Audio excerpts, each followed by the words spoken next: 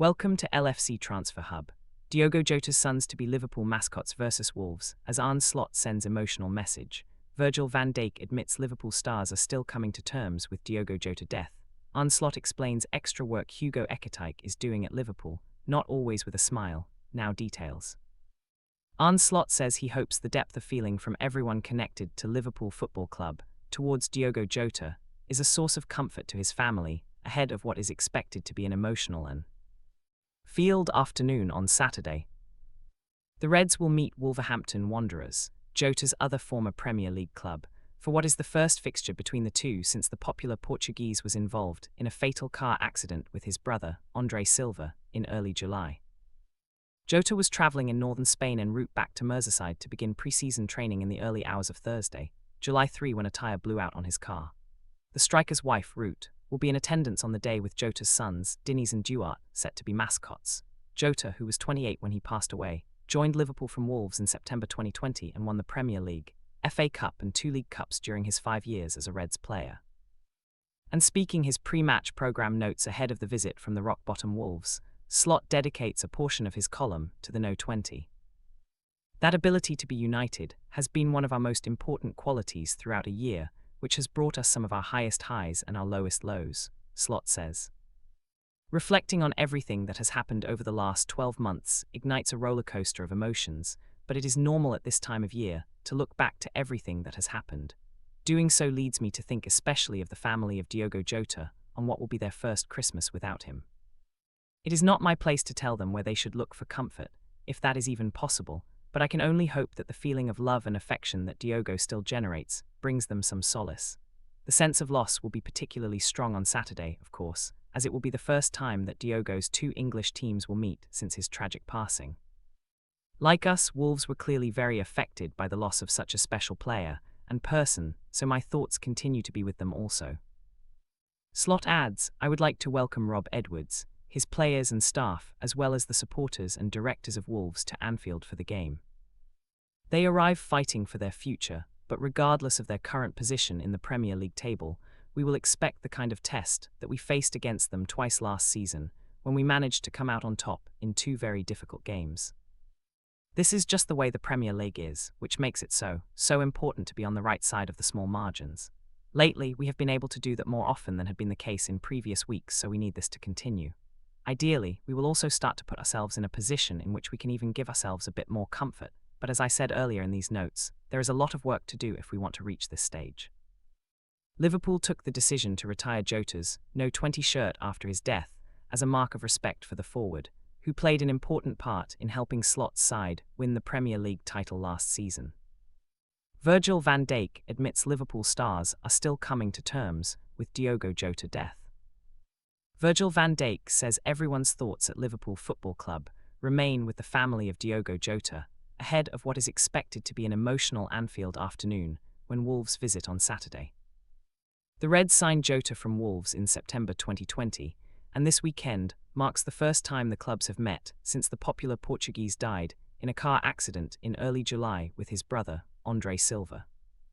Jota's wife Ruth will be present for the game, and their 2 sons, Dijk and Diogo, will line up as part of the mascots on the day. Writing in his pre-match programme notes, Captain Van Dijk dedicates a portion of his column to his former teammate, who was buried in his hometown of Gondomar on Saturday, July 5.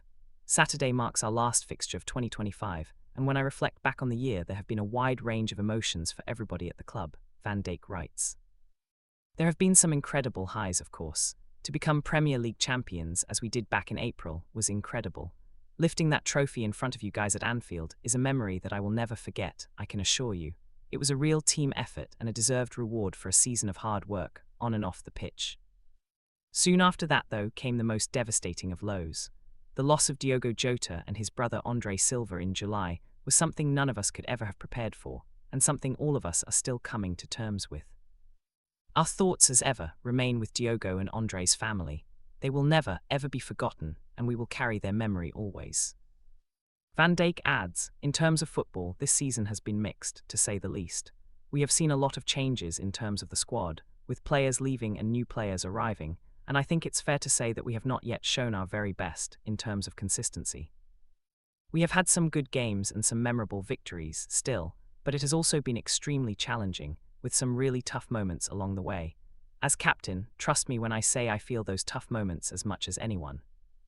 Now though, the focus is solely on Saturday's game against Wolverhampton Wanderers, where we will be looking to build on some positive recent results and end the year on a high in front of our supporters at Anfield. I know that a lot of people will be looking at this game, looking at our opponent's position in the league table and expecting us to win, but we know that this will be an extremely tough game against a team which will have a lot of motivation. Arne Slot explains extra work Hugo Ekitike is doing at Liverpool, not always with a smile. Arne Slot has backed and informed Hugo Ekitike to stay fit and firing during Alexander Isak's recovery from a broken leg, as the Liverpool striker gets set to lead the line against Wolves on Saturday. Ekitike, who has scored 5 goals in his last 3 Premier League appearances, is now Slot's only available senior centre-forward after Isak underwent surgery on a broken leg at a time when Cody Gakpo is sidelined and Mohamed Salah is with Egypt at the Africa Cup of Nations. Slot also pointed to Federico Chiesa's availability, but the versatile Italian has made just 1 Premier League start for the Reds since his move in August 2024. A specific timescale is not being placed on Isak's rehabilitation process, but the £125 M forward will be out for a number of months after undergoing surgery last week, following the injury he picked up in the 2-1 win at Tottenham Hotspur. He's shown a lot of hard work to get to this fitness level where he is at the moment. It sometimes took us a bit of convincing him that this all is actually really needed to become stronger, but he always did it, Slot said. Not always with a smile on his face, but he's worked really hard to get fitter and fitter on and off the pitch. I've tried to convince him as well that the better you defend a set piece, the bigger chance you have to score a goal at the other end. If it's 0-0, it's easier to score a goal than when you're 1-0 down. This might sound strange, but what it does for the energy levels of the other team is a difference. For him to score goals, it's also important that we hardly concede from set pieces. He's worked really hard to get where he is now, and I think he's ready to go into the program we are facing now, but he's not the only no-9 I have. Federico Chiesa can also play in that position, so I have the chance to take him off if he's completely tired. Slot added, the main thing that has changed during a 6-game unbeaten run, apart from the second half at Brighton, is that we haven't conceded as many chances as we did in the run we had before. I also think we've been a bit more lucky than in the games before. We played games where we were so much better than the other team, in terms of everything. The main thing people always look at is chance creation against chances you've conceded. In the last game against Spurs, I don't think we had many more chances than them, and against Brighton, it was equal as well, but we won those 2 games. Many times we've been so unlucky with the result. In the last 2 games, I wouldn't say we don't deserve it, but it was more equal than many other games we've played and lost. That's the nice part of football, that the performance doesn't always give you the result.